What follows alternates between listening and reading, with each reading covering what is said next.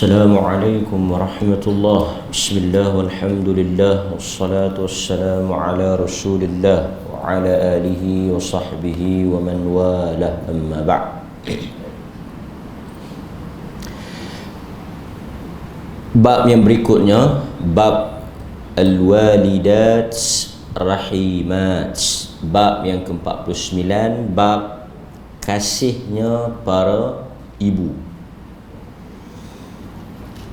An Anas bin Malik,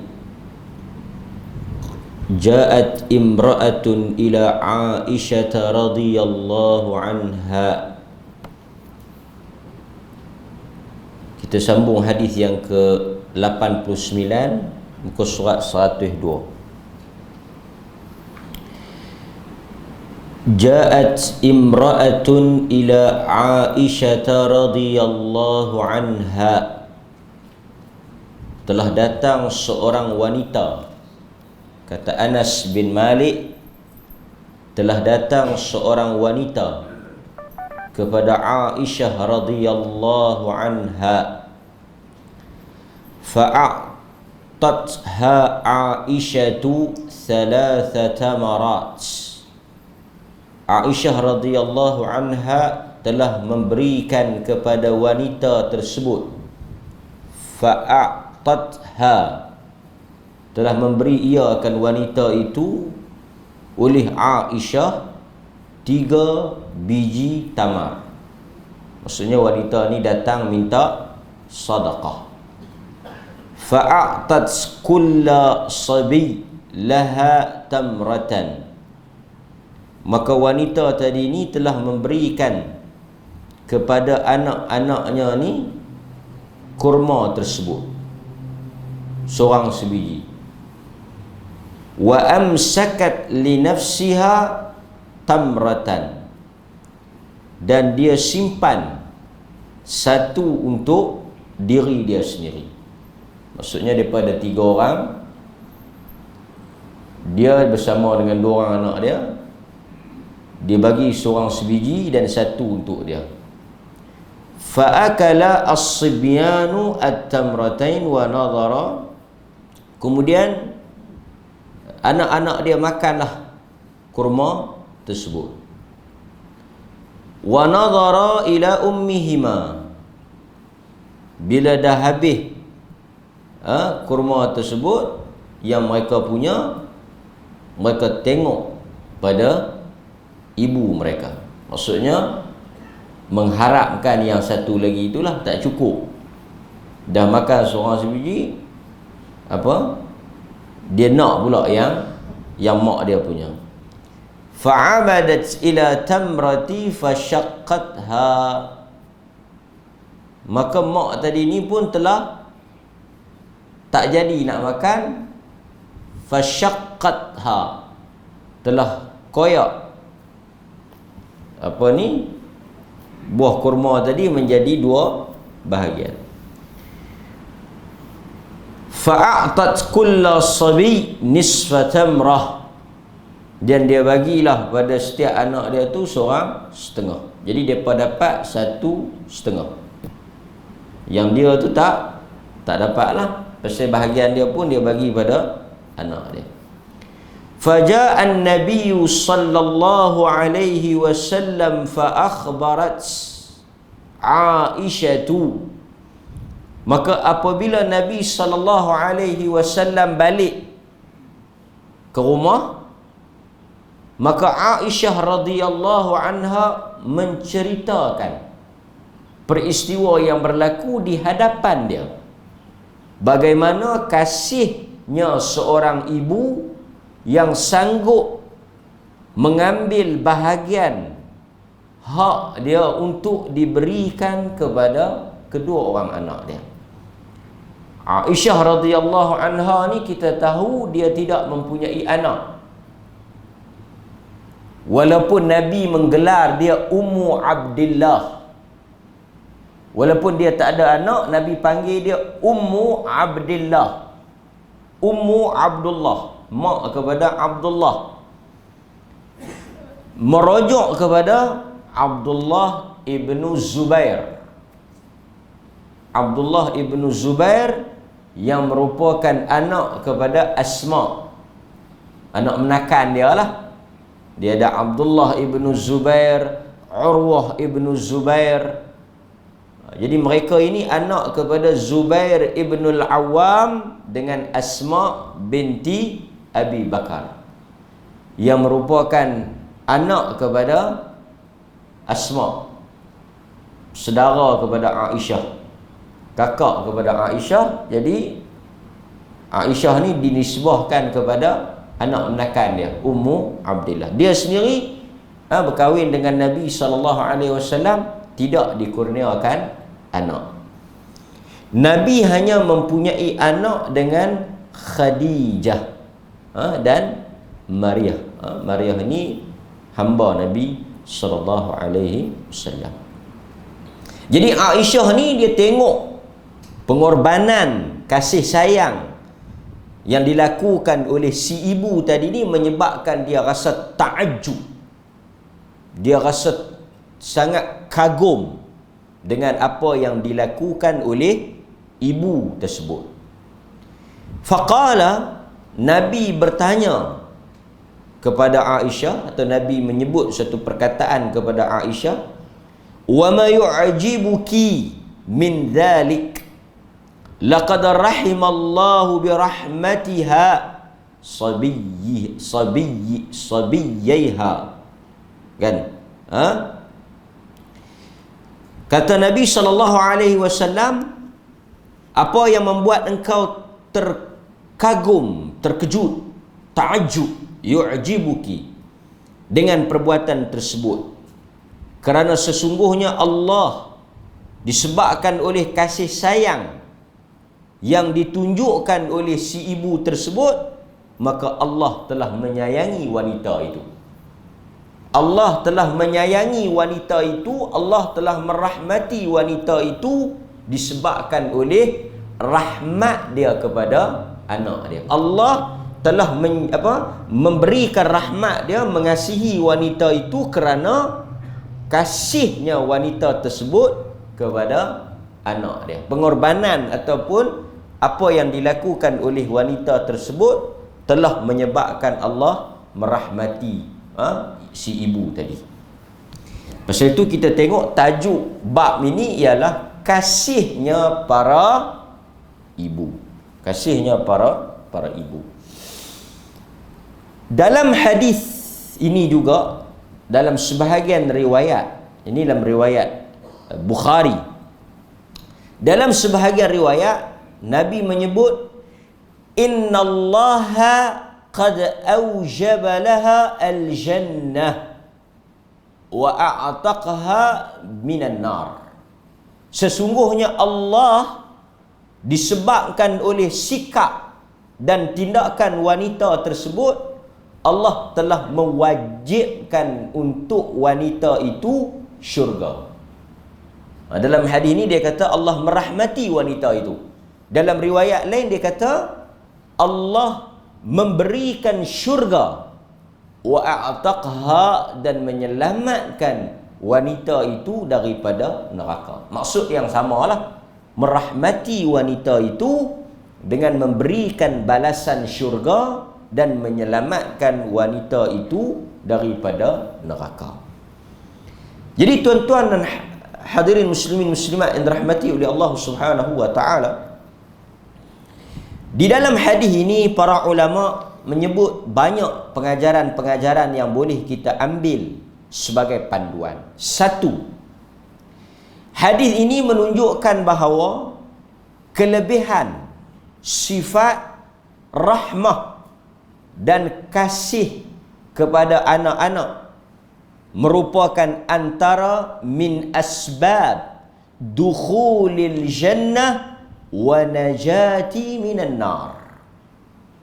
Sikap kasih kita kepada anak-anak ni, penyayang, bersifat rahmat, belah kasihan, pengorbanan, dan apa sahaja yang kita lakukan kepada anak-anak kita, terutamanya anak-anak yang mungkin kategori anak-anak yatim dan sebagainya ni, mulatafah, sikap lembut kepada anak-anak itu adalah di antara penyebab masuknya kita ke dalam syurga dan selamatnya kita daripada neraka. Jadi sebab itu antara perkara yang sangat berat dituntut kepada ibu ayah ini bersikap pengasih, rahmat, penyayang, belah kasihan, tidak bersikap keras, kasar terhadap anak-anak. Ini merupakan asbab, salah satu daripada sebab masuknya kita ke dalam syurga. Bersifat belah kasihan ni banyaklah.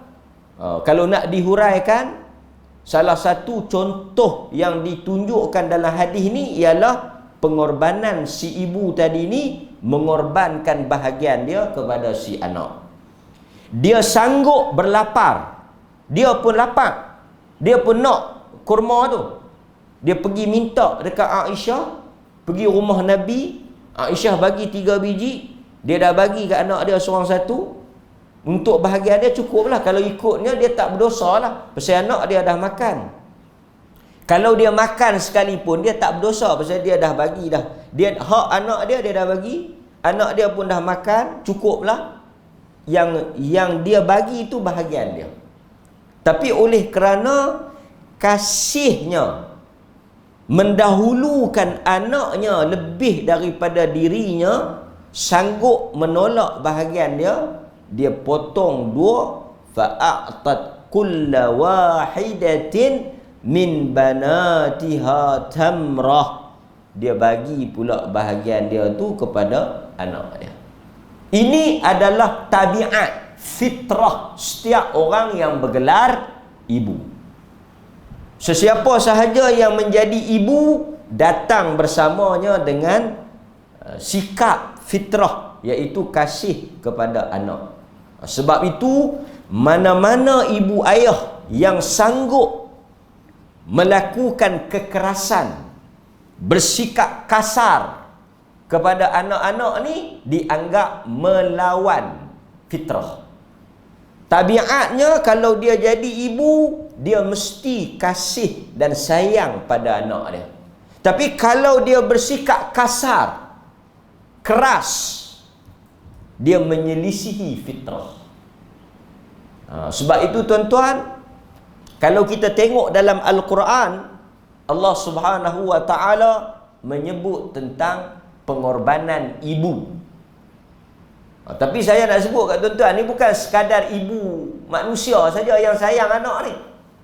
Ibu ayam, kan? Tengok anak ayam, ibu ayam, dia akan marah kalau orang kacau telur dengan anak dia, kan? Dia jadi semacam, bukan kata ibu ayam, ibu segala ibu binatang-binatang lain pun dia akan agresif. Ibu-ibu kepada binatang ni, mak ayam, mak apa semua ni, kucing ke apa ke, dia akan agresif apabila berkaitan dengan ancaman pada anak-anak dia. Ini bahkan saya ada baca apa dia ni, pengorbanan sotong gurita, octopus tu, sotong besar tu, ada viral, kan? Fakta lah ni, cerita fakta.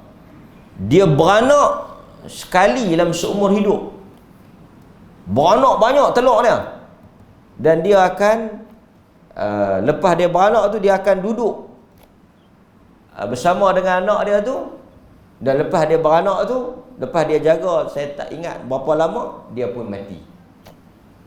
Dia pun mati, kan?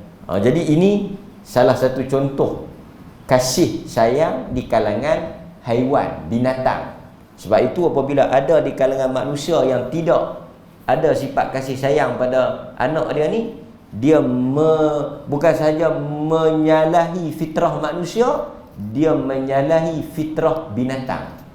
Pasal itu Quran kata balhum awal, manusia ni boleh menjadi lebih teruk. Dalam Al-Quran Allah Ta'ala sebut, kan, ulaika kal an'am, mereka itu seperti al-an'am, binatang berkaki 4. Binatang al-an'am, kita ada surah Kita dalam Quran ada surah Al-An'am, surah binatang ternak. Al-An'am tu binatang ternak berkaki 4. Berkaki 4 yang diternak. Quran kata manusia ini kal an'am, seperti binatang ternak. Tapi Quran tak berhenti dekat tu. Dia kata balhum adal. Bahkan mereka itu, manusia ni boleh menjadi lebih teruk daripada binatang tersebut. Jadi kita tak pelik lah kalau ada tindakan-tindakan manusia ni yang melebihi daripada tindakan ataupun lebih teruk daripada binatang ternakan.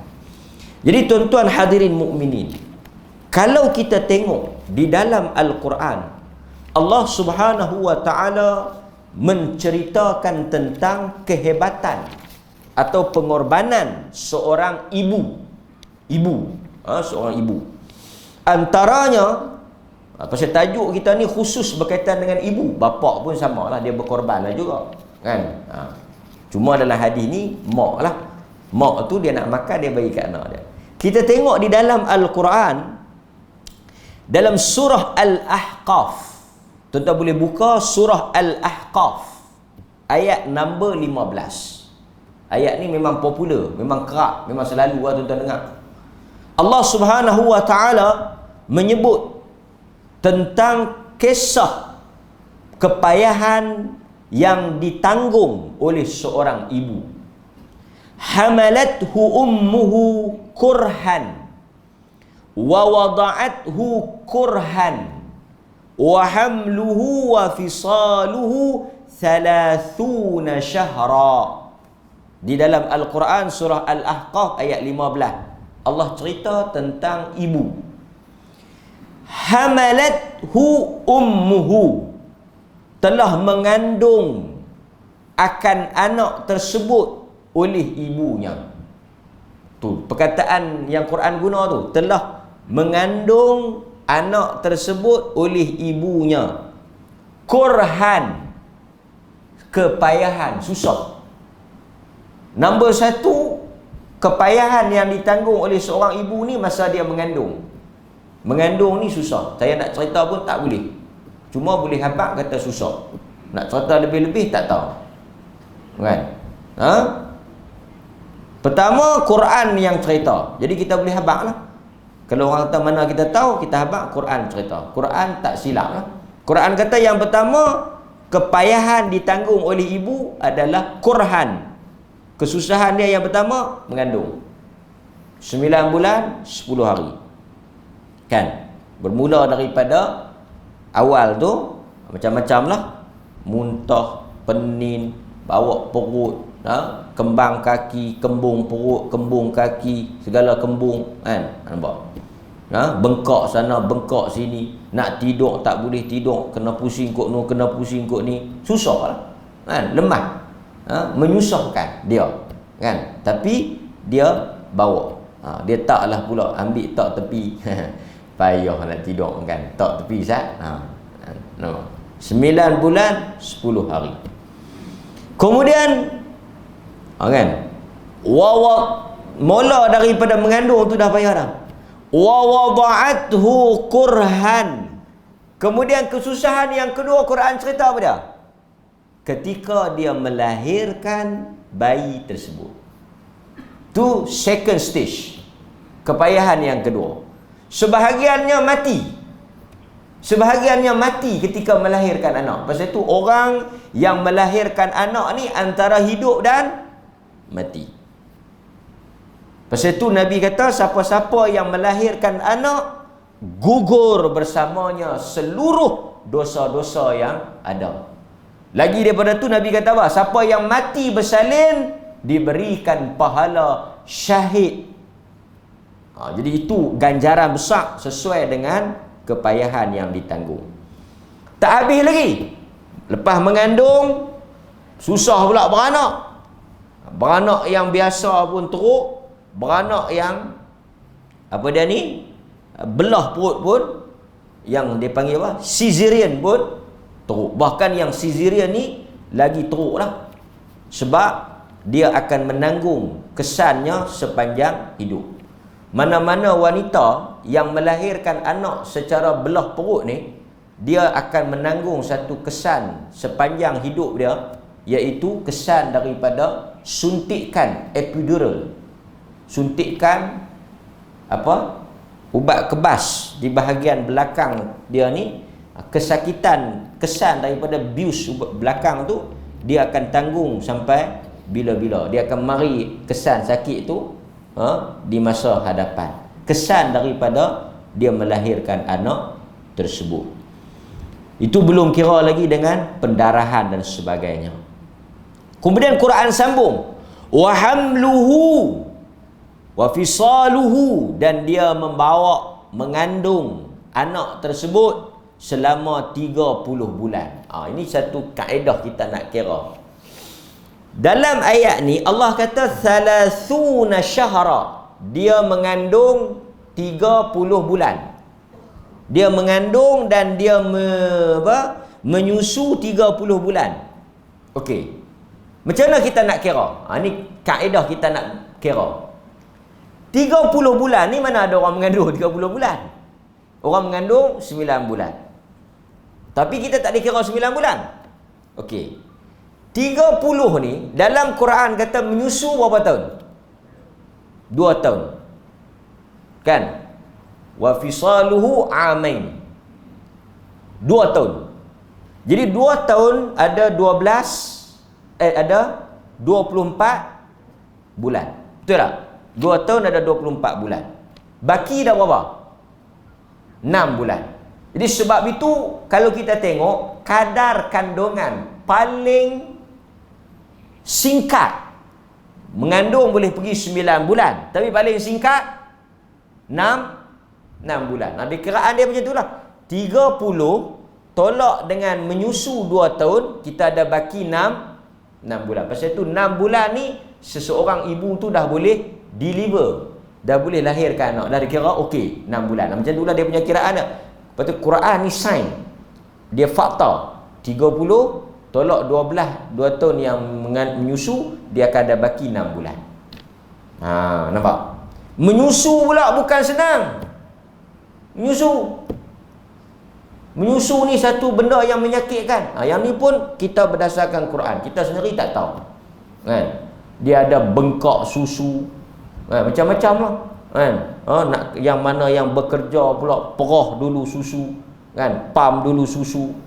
Untuk nak tinggal. Banyak cerita dia. Kan? Okey. Maka disebut oleh para ulama, sebab itu Nabi SAW apabila ditanya oleh manusia, oleh sahabat, kan, baca hadis, siapakah orang yang paling utama untuk aku berbuat baik? Nabi menjawab, ummuka thumma man. Kemudian siapa? Ummuka thumma man ummuka. Ditanya siapa ibu engkau? Siapa ibu engkau? Siapa ibu engkau? 3 kali Nabi menyebut ibu, ibu, ibu. Bukan ada 3 ibu. Jangan silap fahamlah. Sekali dia kata hadis tu ajar kena ada 3 ibu. Bukan 3 ibu. Kena sebutnya beratnya, pentingnya ibu tu sampai bapa duduk pada ranking nombor 4. Lepas tu baru pak. Ibu dulu, ibu dulu, ibu dulu, lepas tu baru bapa. Kerana kepenatan, kesusahan, kepedihan, kesakitan yang terpaksa ditanggung oleh seorang ibu, bermula daripada ia mengandung, kemudian melahirkan, menyusu dan membesarkan anak tersebut. Itu yang diambil kira oleh Al-Quran. Jadi jasa seorang ibu ni besar lah. Kan? Seperti mana yang kita sebut. Dan saya nak kongsi dengan tuan-tuan pagi ni satu cerita menarik tentang dahsyatnya orang yang menzalimi atau menderhakai ibu dia. Okey, jadi hadis ni tuan-tuan nampak kelebihan apa lagi sebelum kita pergi pada cerita ni. Cerita ni menarik, cerita ni hebat. Cerita ni disebut oleh Al-Imam Al-Bukhari di dalam kitab dia Birrul Walidain. Al-Imam Al-Bukhari dah tulis satu kitab Birrul Walidain, berbuat baik kepada kedua orang tua. Dalam tu ada satu cerita dia bawa. Saya nak kongsi cerita tu lah. Tapi sebelum tu kita perhabis dulu hadis ni. Hadis ni juga mengajar kepada kita tentang kelebihan sedekah. Kelebihan sedekah. Yang mana sedekah menyelamatkan seseorang daripada api neraka. Kemudian tuan-tuan, satu lagi benda yang menarik. Aisyah ni, dia tengok perempuan tu, dia rasa takjub. Pasal perempuan tu, dia bagi ke anak dia satu, dia bagi dekat anak dia lagi satu, dia simpan dekat dia satu. Maksudnya dia ambil dah untuk dia, dia fikir dah untuk dia, dia fikir juga untuk dia. Dia ambil kira juga untuk dia. Tapi bila dah anak dia tengok lapak lagi, dia pun bagi hak dia. Tapi awalnya dia ambil juga untuk dia. Ulama kata, Aisyah lagi hebat. Aisyah lagi hebat. Watak Aisyah lagi sakan daripada ibu dia. Sebab ketika perempuan ni datang ke rumah, minta sedekah, hanya ada 3 biji kurma. Jadi Aisyah, kalau kita lah tuan-tuan, kalau kita, orang pergi di rumah kita, minta sedekah, kita akan bagi bahagian yang tak kacau bahagian kita. Maksudnya kalau kita ada RM10, kita mungkin bagi RM3, RM2 lah, RM1 ke. Maksudnya kita akan fikir juga bahagian baki kita. Tapi Aisyah ni, dia masuk, dia tengok ada 3 biji, dia ambil 3 biji tu, dia bagi semua.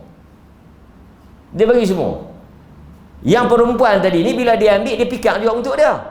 Dia bagi dia untuk dia satu, bagi dia satu, untuk dia satu. Untuk dia tu ada juga perkiraan dia. Tapi Aisyah ni bagi semua. Untuk bahagian dia, dia tak fikir. Maka sebab itu tuan-tuan, Aisyah radhiyallahu anha ni hebat. Sebab apa? Kerana dia mendahulukan orang lain sehingga dia tidak memikirkan tentang diri dia. Ini iman yang paling kuat. Kemudian tuan-tuan, kita jangan takut. Kita korban untuk anak-anak kita kalaulah ditakdirkan Allah, anak-anak kita itu tidak membalas jasa kita. Ni don't worry, be happy. Jangan susah hati. Sebab bayangkan, segala pengorbanan kita, kesusahan kita tu tak dibalas oleh anak tadi. Rugi tak?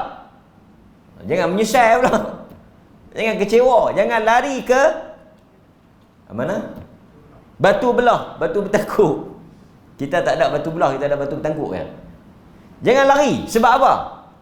Kita rasa rugi, menyesal, rasa kecewa. Tak. Kerana dalam hadis ni, pengorbanan yang dibuat oleh si ibu dibalas oleh Allah dengan syurga. Jadi kalaulah tapi anak-anak yang tak balas budi ni, kita akan baca sekali lagi lah yang hadis cerita ni, sakan juga.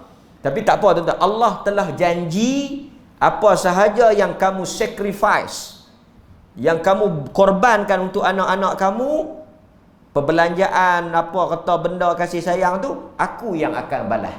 Allah yang akan balas dengan syurga. Jadi ini memujuk hati ibu ayah yang mungkin sedih, kecewa dengan sikap buruk anak dia yang tak kenang budi ni, yang jahat ni, yang zalim, derhaka ni, uququl walidain ni, yang apa tak balas jasa ni. Tak apa, biar pergi, itu dia akan jawab dengan Allah. Esok dia akan kena hukuman dengan Allah. Tapi untuk ayah ibu ni ada syurga menanti. Kan? Mana lebih besar? Kan? Tentulah syurga. Jadi tuan-tuan hadirin mukminin, cerita ini diriwayatkan daripada Malik bin Dinar.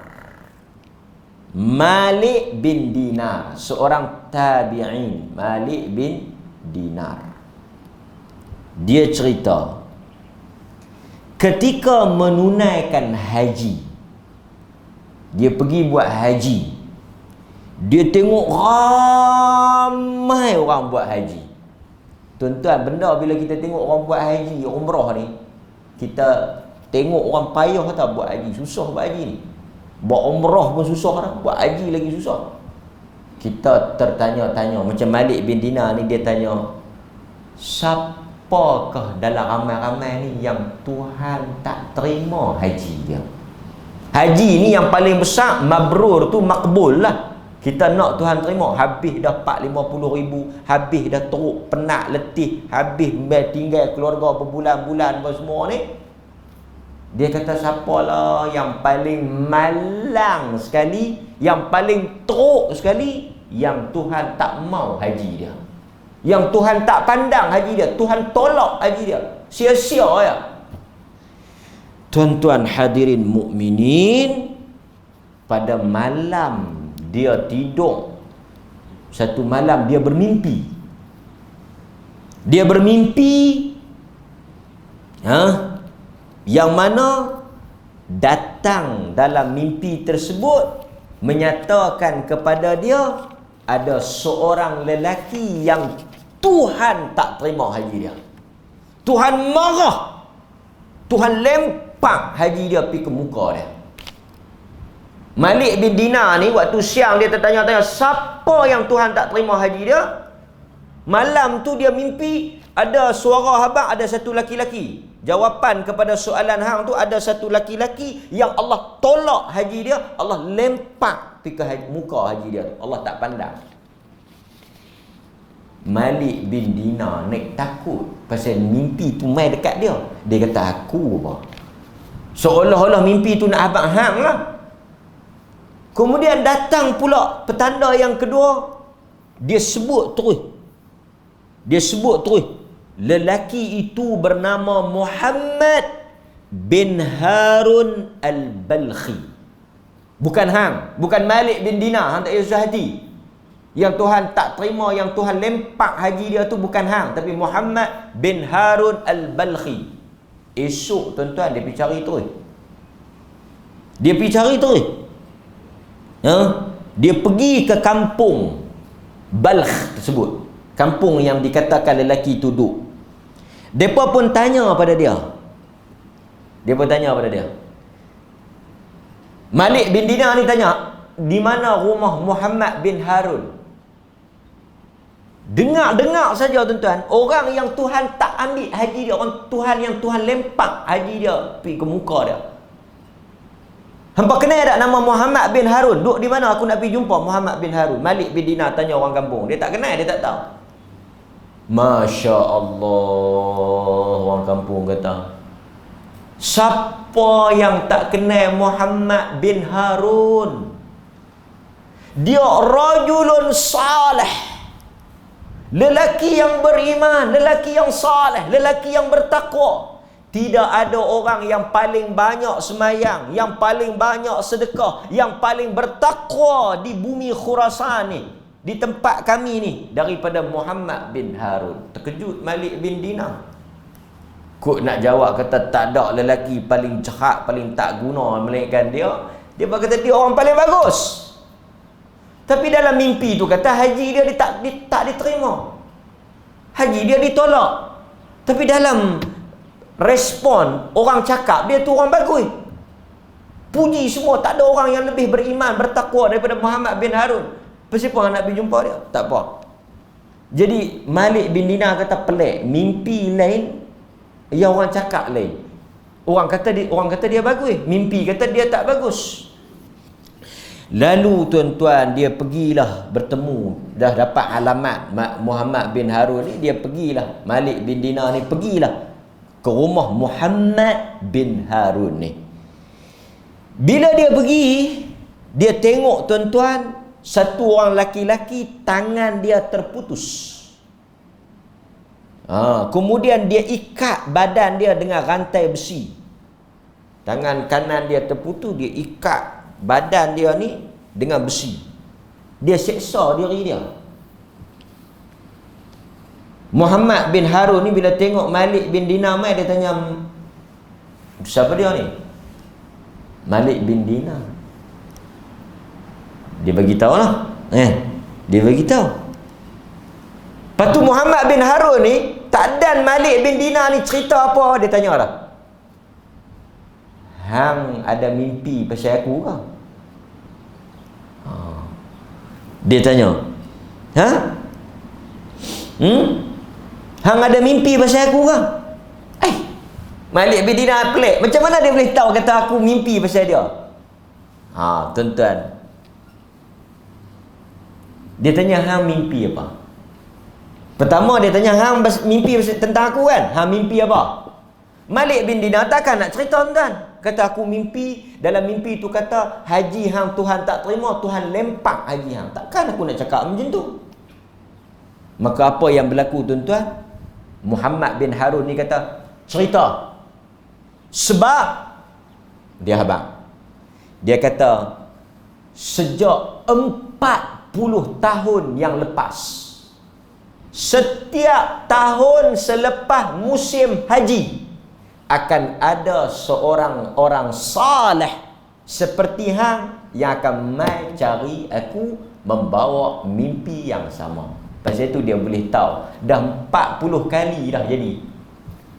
40 orang dah mai jumpa dia bagi tahu mimpi yang sama, iaitu haji dia tak diterima. Dia tuan-tuan tiap-tiap tahun pergi buat haji. Tiap-tiap tahun pergi buat haji, tiap-tiap tahun ada satu laki-laki yang saleh akan mai cari dia. Peristiwa yang macam berlaku ni telah berlaku selama 40 tahun. Pasal itu dia dah boleh tahu Malik bin, okey, tahun ni hang yang mai. Tahun lepas orang lain. Tahun sebelum tu orang lain. Tapi jalan cerita yang sama, sakan. Pasal itu elok-elok mai dia boleh teka dah. Hang mimpi ya, pasal aku. Mimpi macam ni ya. Pasal apa? Pasal sama. Ini giliran hang pula. Tahun depan kalau aku hidup pergi buat haji lagi, akan mai benda yang sama. Tuan-tuan, Malik bin Dinar tanya dia, cuba cerita apa yang hang buat. Apa cerita apa? Apa yang hang buat? Dia kata, tuan-tuan, aku ada seorang ibu. Aku ada seorang ibu. Aku ni dulu bukan orang soleh. Lah aku orang soleh lah, orang semayang semua. Dulu aku ada seorang ibu. Satu hari aku balik dalam keadaan mabuk. Dalam keadaan mabuk. Muhammad bin Harun ni balik dalam keadaan mabuk. Kaki minum. Mak dia tegur lah. Mak dia tegur. Mak dia kata, hang ni Muhammad bin Harun, ini malam terakhir bulan Syaban. Malam terakhir bulan Syaban. Esok akan masuk satu Ramadan. Semua orang akan berpuasa. Semua orang berlumba-lumba untuk bertakwa. Kenapa hang masih lagi duk minum arak? Dia punya geram dalam keadaan dia tak waras tu, dalam keadaan dia mabuk tu, dengan mak dia duk tegur dia, duk nasihat dia. Dia pendekkan cerita tuan, dia telah angkat mak dia telah baling mak dia dalam unggun api. Kan kita musim sejuk cucuh kayu api nak bagi panaskan kita punya rumah lah. Tak ada heater dulu tak ada pemanas macam aircon kan, kita panas kita sejuk kan. Dia tahu mak dia rentung mak dia. Bila dia sedar balik lepas dia hilang mabuk apa semua, dia sedar balik, dia dapat tahu apa yang dia buat, apa yang berlaku. Dia tahu lah yang dia buat tu, apa yang berlaku pada mak dia mati rentung tu. Dia telah merdekakan semua hamba dia. Dia telah sedekah keseluruhan harta dia. Dia telah bertaubat. Dan inilah yang dia dapat selama 40 tahun. Allah Subhanahu Wa Taala cerita, setiap kali dia pergi buat haji akan datang orang cerita tentang kisah dia. Ini salah satu riwayat yang disebut di dalam kisah ini yang kita baca tentang azab balasan di dunia lagi kepada orang yang melakukan penderhakaan kepada ibu dia. Jadi sebab itu tuan-tuan hadirin mukminin, kalau kita boleh tengok apa yang disebut dalam hadis ni tentang pengorbanan seorang ibu dengan balasan yang ditanggung oleh Malik bin Dinar, sangat memberikan kesan kepada hati-hati orang beriman.